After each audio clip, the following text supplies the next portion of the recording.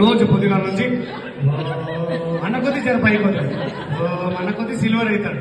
అంతేనా? అంతేనండి. మరి ఎట్లొస్తాయి పైసలు? ఎట్లొస్తాయి?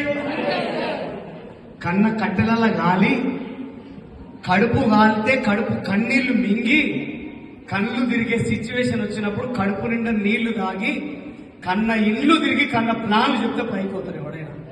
అర్థమవుతుందా? ఊరికే పైన ఓడు, ఊరికే పైన ఓడు. పైన పోయిన దగ్గర కూర్చో గంట సేపు ఎట్ట పోయినావు పైన కన్నాడు చెప్తాడు. ఆయన కళ్ళల్లో నుంచి నీళ్లు గారవు, రక్తం గారుతుంది పైకి పోయిన గురించి మాట్లాడుతాడు. ఎవడో కోన్ కిస్కాగాడుండి పైనోనికి పైసలు వస్తాయి కిందోనికి పైసలు రావంటే నమ్మినోడికి ఎంత ఎరిపోగాడున్నారే. SR no? కష్టం లేని సుఖం ఉన్నదా? కష్టం లేని సక్సెస్ ఉన్నదా? కష్టం లేని రిజల్ట్ ఉన్నదా? మరి ఎట్ట పైపోతుండు పైసా?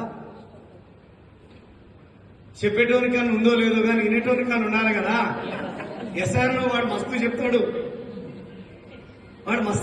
కానీ వినేటోళ్ళకి ఉండాలి కదా. ఇప్పుడు చెప్పండి, పైన పైసలు వస్తాయా, పని చేసినోనికి పైసలు వస్తాయా? నువ్వు పనోనువా కాదా? పనోను అయితే రా చూసుకుందాం. మాటలు మాట్లాడడం అయితే బస్ స్టాండ్ కాడ కూర్చో చిల్లర పైసలు అనబడతాయి. SR no? జోలి వినొద్దు. కష్టం గురించి మాట్లాడినప్పుడు విని పని చేయి, నువ్వు ఆటోమేటిక్గా పైపోతావు.